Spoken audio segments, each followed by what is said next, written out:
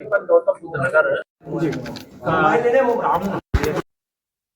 का सशक्तिकरण के लिए माननीय प्रधानमंत्री श्री नरेंद्र मोदी जी के नेतृत्व में 2014 से और दूसरे कार्यकाल 2023 में नारी शक्ति बंधन अधिनियम 2023 के नाम से जो अधिनियम जाना जाता है, संसद का जो नया भवन बना, उस नए भवन का जो पहला कानून बना वो इस देश की आधी आबादी को समर्पित किया। 2023 में कानून बनने के बाद महिलाओं को जो संसद और विधानसभाओं में आरक्षण देने की प्रक्रिया थी वो अधूरी पड़ी। तो उस अधूरी प्रक्रिया को पूरी करने के लिए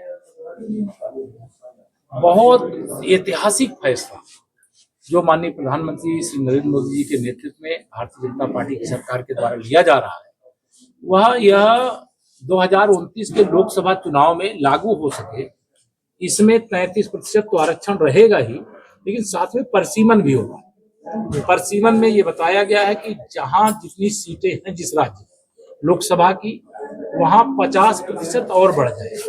जैसे यूपी है तो यहाँ 80 है तो यहाँ 120 हो जाएगा, उसी अनुपात में विधानसभा की भी सीटें बढ़ेंगी।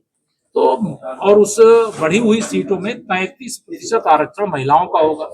जब महिलाओं का आरक्षण होगा, और अभी भी भारतीय जनता पार्टी ही सबसे अधिक महिलाओं को टिकट देती है, सबसे अधिक पार्षद पदाधिकारी बनाती है, और भविष्य में भी जो हमारी पार्टी का लक्ष्य है, जो आरक्षण की सीटें होंगी उसमें तो उनको मिलना ही मिलना है, लेकिन उसके अलावा भी हिस्सेदारी देने का हमारी पार्टी ने पहले भी काम किया, आगे भी करेगी। मान लीजिए अगर इस बार ये हो जाता है, पास हो जाता है, तो क्या यूपी में इस बार हम माने कि 2027 में जो होगा उसमें असर दिखेगा, महिलाएं शामिल होंगी?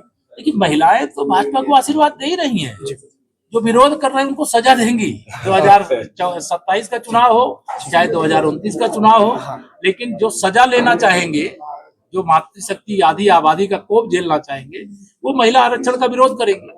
और जो आशीर्वाद लेना चाहेंगे, हम तो लेकर के आ रहे हैं, हम तो आशीर्वाद मांगते हैं आधी आबादी। प्रदेश में गैस किल्लत को लेकर काफी बोला गया, आपने कहा कि इसमें दुष्प्रभाव हुआ, दुष्प्रचार किया गया, किसकी ओर से किया गया? ये कांग्रेस की ओर से किया गया, समाजवादी पार्टी की ओर से किया गया, श्री राहुल गांधी और श्री अखिलेश यादव जी की ओर से किया गया, जबकि कोई संकट नहीं था। लेकिन जब वैश्विक संकट होता है, जब भारत का आंतरिक संकट नहीं था, ये वैश्विक संकट था, ऐसे समय में राष्ट्रभक्ति का परिचय देना चाहिए। जब राष्ट्रभक्ति का परिचय नहीं देते हैं तो इनकी राष्ट्रभक्ति पर संदेह होता। मैं इनको राष्ट्रद्रोही नहीं कहता, लेकिन राष्ट्रभक्ति इनकी संदेह के घेरे में आ जाती। नोएडा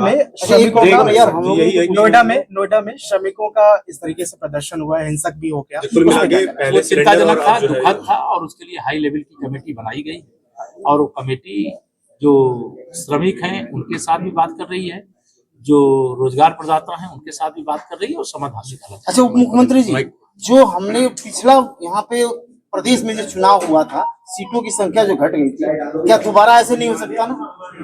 मतलब जैसे हमने पिछले जो योगी जी की सरकार चल रही है, पहले टर्म में बहुत ज्यादा सीटें आई थी, इस बार जो कम हो गई थी, इस बार जो तीसरी बार हम जा रहे हैं 2024 में, जो अभी आपको उदाहरण दिया हूँ, लोकसभा के चुनाव के समय कांग्रेस की अगुवाई में सपा, टीएमसी सभी दलों ने एक दुष्प्रचार किया था कि भाजपा अगर 400 सीट जीत लेगी तो संविधान बदल देगी, आरक्षण खत्म कर देगी।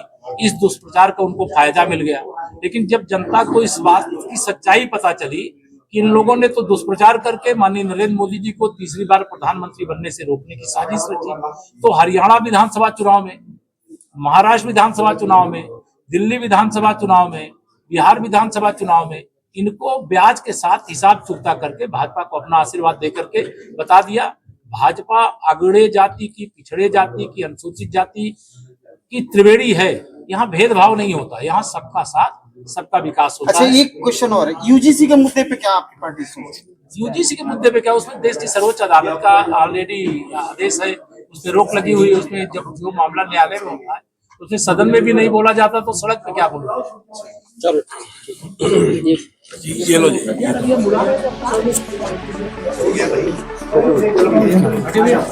एक मिनट भैया।